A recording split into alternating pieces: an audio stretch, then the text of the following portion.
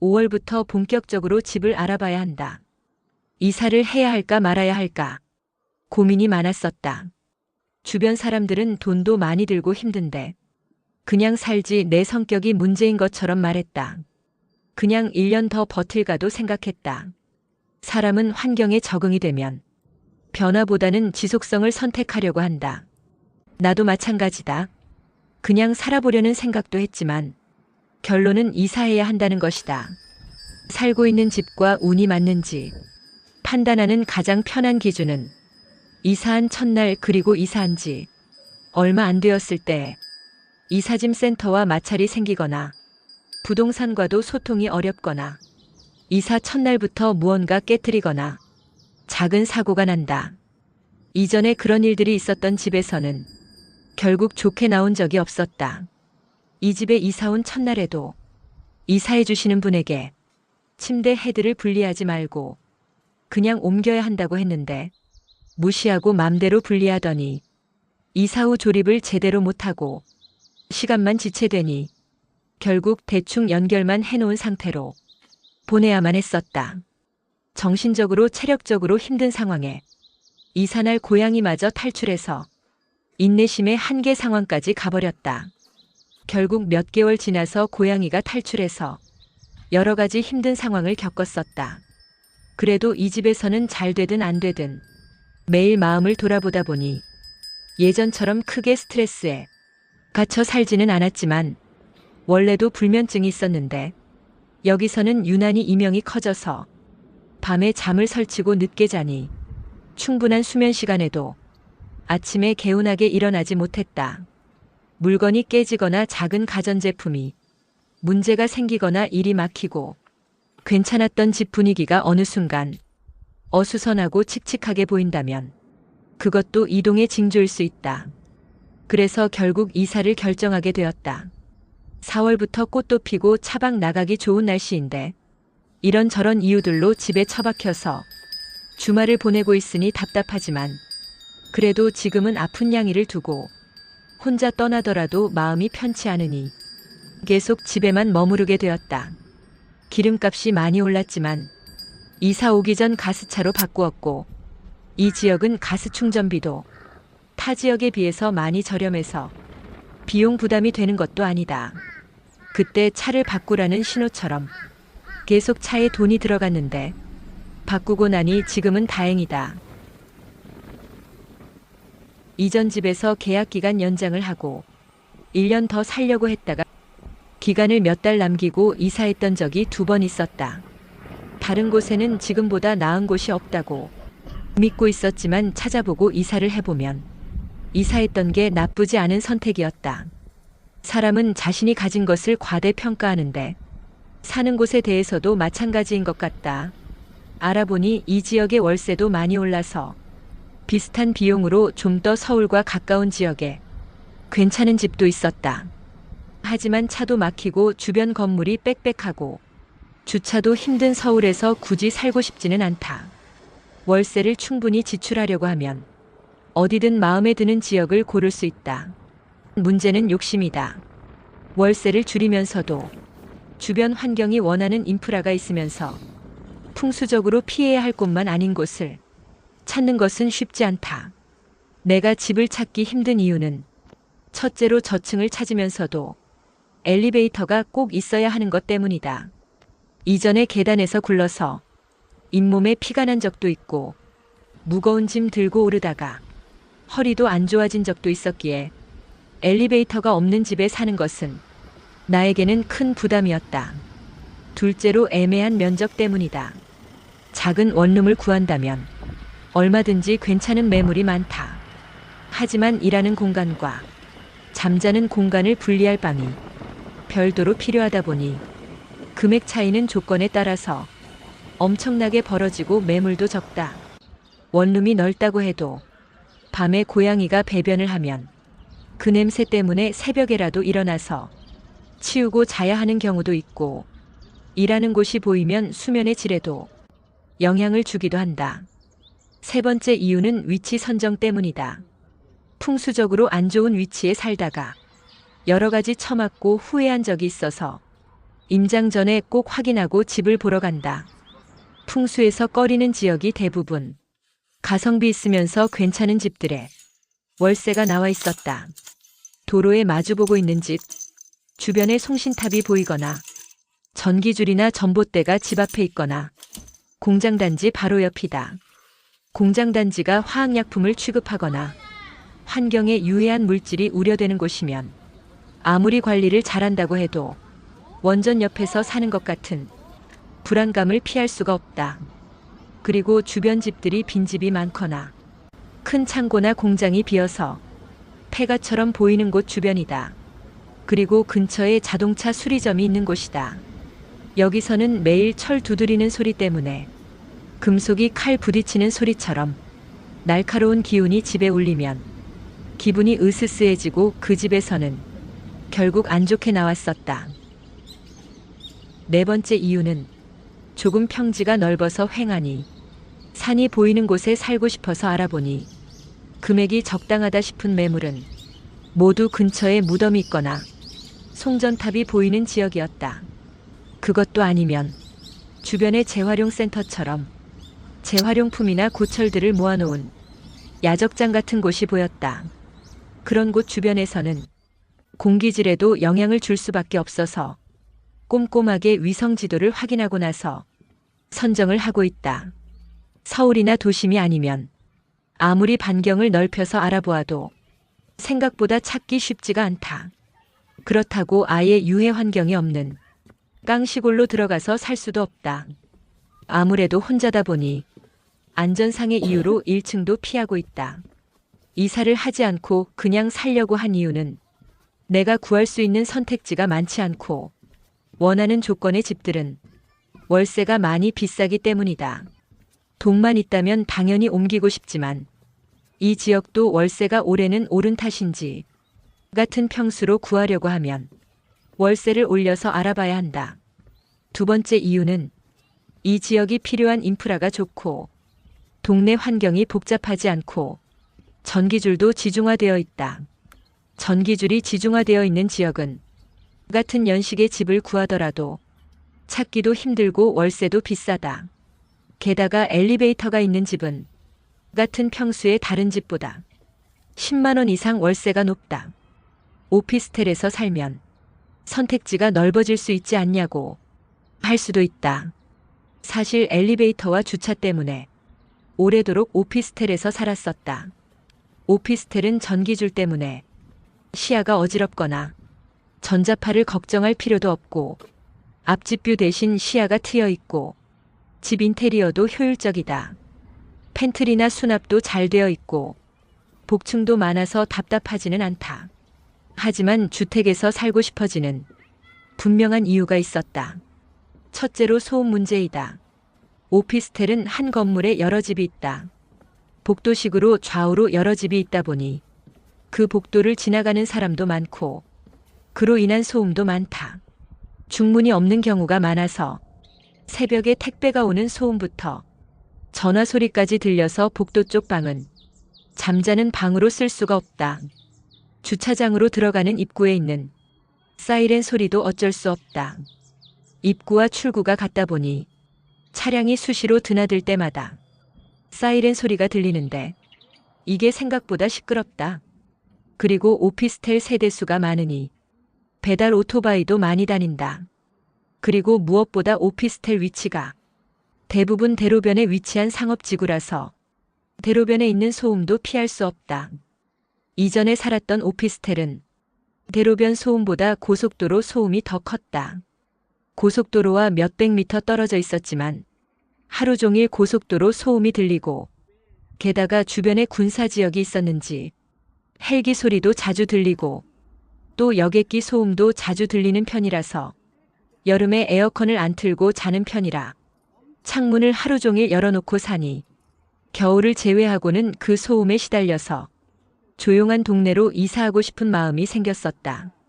이 지역이 공군 기지와는 거리가 있어서 전투기 소음은 많지 않을 거라 생각했는데 이사 올 당시 나라가 어수선한 시기여서인지 상당히 자주 전투기 소음이 들렸었다. 전투기도 상당히 낮게 날아다녀서 고양이들이 놀라서 울어대기도 했다. 지금은 그때에 비해서는 덜 시끄럽고 적응도 조금 된 편이다. 아이에 의하면 이 동네가 그나마 이 지역에서 가장 전투기 소음이 없다고 했지만 실상은 전투기 소음이 신경 쓰이니 아이를 완전히 신뢰할 수는 없다. 다만 고속도로 소음은 쉴 새 없이 들리지만 전투기 소음은 특정한 시간이나 날짜를 제외하면 들리지 않으니 그나마 낫다. 둘째로 환기 문제이다.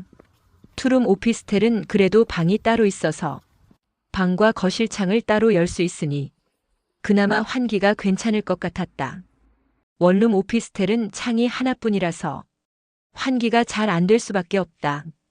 관리비도 상상 이상이었다. 같은 월세를 내더라도 주택의 관리비는 대부분 정액이라서 나머지 공과금만 내가 쓴 만큼 내면 되고 수도세와 인터넷비도 포함인 경우 오피스텔에 비해서 상당히 저렴하다. 오피스텔 주차도 자리가 충분하지 않다.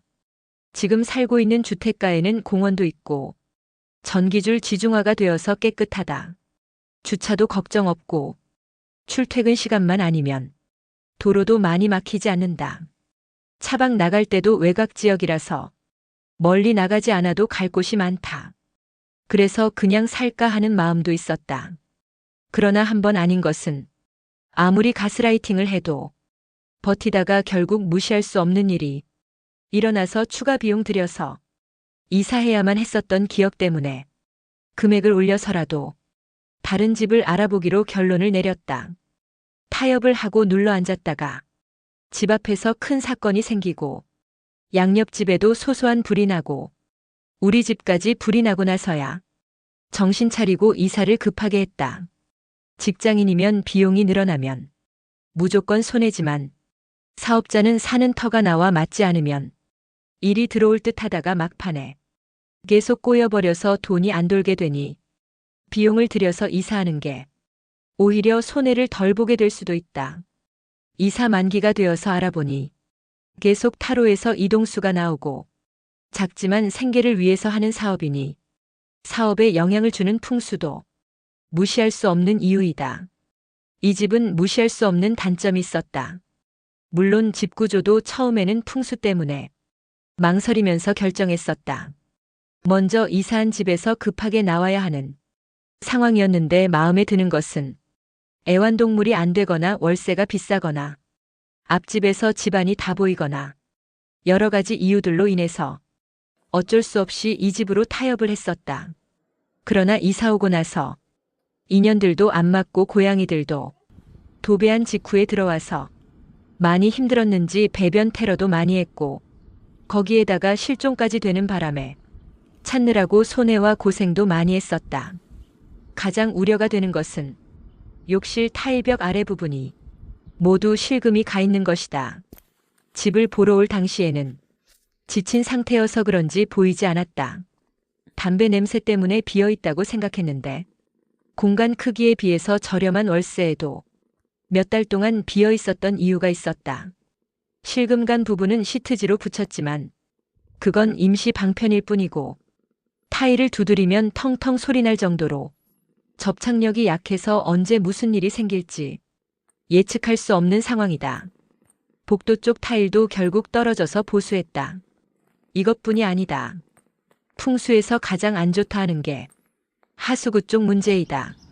그래서 들어가자마자 하수구 냄새가 나면 나는 집을 보지 않고 바로 나온다.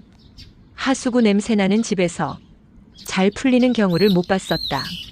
화장실과 하수구 문제는 정말 조심해야 하는 부분이다. 이전에 살던 오피스텔에서 화장실을 나가려고 문을 열 때 갑자기 화장실 선반장이 떨어져서 깨진 적이 있었다. 그 집은 이전에 말했던 정말 더러워서 청소하느라 애먹었던 집이었다. 아무래도 집은 전에 살던 사람의 영향을 받는지 그냥 청소하고 타협하고 들어가더라도 들어가서 이런저런 애먹이는 일들이 생기고 또 그렇게 선반장이 떨어진 이후 주인이 반전세를 월세로 돌려서 결국 나는 이사를 해야 했었다. 나도 1층의 고깃집 때문인지 비비벌레가 나오는 집이어서 별로 살고 싶지는 않은 집이기도 했었다. 오피스텔 전세가 귀하니까 어쩔 수 없이 타협해서 들어간 집이었었다. 두 번째 이사해야 할 이유는 이 주택에 와서 일주일도 지나지 않아서 갑자기 싱크대 배수구에서 부글부글 소리가 났다. 싱크대에서 갑자기 역류가 되더니 오수가 싱크대로 넘쳐 흘렀다. 그걸 대수롭지 않게 생각하는 사람도 있겠지만 나는 경악을 금할 수 없었다. 다행히 그때 역류한 이후에 다시 역류하지는 않았지만 사실 너무 불안했다. 어떤 때는 하루에 여러 번 들리고 어떨 때는 며칠 동안 조용하다. 싱크대 배수구의 휴지통 뚜껑같이 물이 내려갈 때만 열리는 것으로 교체했지만 역류한 이후에 하수구 냄새도 조금씩 올라온다. 그래서 이 집에서 무사할 수 있을지 사실 불안했었는데 가장 소중한 존재인 고양이를 잃어버리고 너무 불안하게 한 달을 보내고 나서 이 집과의 인연이 고민이 되었다. 하지만 이사 초기에는 안정이 되기 전이라서 조금 더 지내보기로 했다. 그리고 처음부터 가장 신경 쓰인 건 역시 소음 문제이다. 일부러 큰 도로가와 먼 곳으로 구했고 밀집한 지역이 아니어서 도로 소음은 신경 쓰일 정도는 아니다. 가장 신경 쓰인 소음은 옆집 에어컨 실외기 소리였다. 집을 계약할 당시에는 에어컨을 틀지 않는 계절이었고 이사를 할 때부터 그 소리가 들렸는데 그 소리가 그렇게 크게 들릴 줄 몰랐다. 주인에게 말을 했지만 나더러 예민하다고 했다. 주인은 같은 건물에 살지 않아서 남의 일처럼 생각하는 듯 했다. 다행히 잠자는 방 쪽은 베란다 문을 닫고 자면 잠을 못 잘 정도는 아니다. 하지만 일어나서 잘 때까지 일하고 생활하는 방이 오래된 냉장고에서 나는 소음보다 10배 이상 시끄러운 소리가 방 안 가득하니까 머리가 아플 정도였다. 그래서인지 위층도 이사를 가버렸다. 어느 날 동네 산책을 하는데 옆집 에어컨 소리가 골목 입구까지 들렸다. 그래서 주인에게 다시 문자를 보내서 결국 해결했다고 했는데 에어컨 진동 소리가 줄어들긴 했지만 얼마 지나지 않아 다시 또 똑같이 시끄럽게 들렸다. 여름만 참으면 될 줄 알았지만 11월 중순까지 24시간 들렸다. 옆집 사람은 출근도 안 하고 24시간 집에 있는지 쉬지 않고 에어컨 실외기 소리가 났다. 나는 정말 더울 때가 아니면 에어컨을 좋아하지 않는다. 오래 틀어두면 냄새도 나고 머리도 아프기 때문이다. 계속 들리면 머릿속에서 울려댔지만 갑자기 꺼지는 시간이 잠시라도 있으면 긴장이 풀린 듯한 평화가 찾아왔다. 고양이들이 예민한 행동을 한 것도 그 소리에 영향도 있지 않았을까 싶어서 다시 여름이 오는 게 두려웠다. 이사 온 초반부터 이런 문제들 때문에 다시 이사해야 할까 고민도 했고 이 지역의 터가 맞지 않는가 하는 생각이 들기도 했었다. 하지만 차도 집도 이동수가 있을 때 귀찮아서 그냥 그대로 유지하려고 하면 이런저런 탈이 나게 마련이고 돈도 자꾸 새게 되니 이사를 해야 할지도 이사거리도 AI 타로로 물어보았다. 원래는 이 동네에서 다른 집을 알아보려고 했는데 멀리 가는 게 좋다고 한다. 유튜브로 볼 때도 그런 메시지였는데 사실 이 지역에 이사 온 날부터 여러 분쟁들이 생기고 몸도 아프고 여러 가지 마음고생이 많았었다. 그리고 새로 맺은 인연들도 정신적으로 힘들어서 결국 인연을 끊게 되었다. 일도 시기적인 영향도 있었겠지만 노력하는 결과가 나오지 않았다. 결국 이 지역과 내가 안 맞는가 싶은 생각까지 들었다. AI에게 전투기 소음이 적은 지역과 내가 원하는 조건을 말하고 이사할 지역을 물어보니 AI도 내가 아주 예리하다거나 또 까다롭다고까지 답을 했다. 그러나 추천하는 지역은 풍수상 꺼려지는 위치거나 나온 집이 없었다. 사실 엘리베이터 있고 전기줄이 지중화된 주택 단지를 찾는 것도 한정되어 있는데 거기다가 풍수상 덜 위험한 지역을 찾는 것까지 하려니 이건 가능한 일일까 싶은 생각도 든다. 그냥 나와 인연이 맞는 집을 찾을 수 있다고 믿어보기로 했다.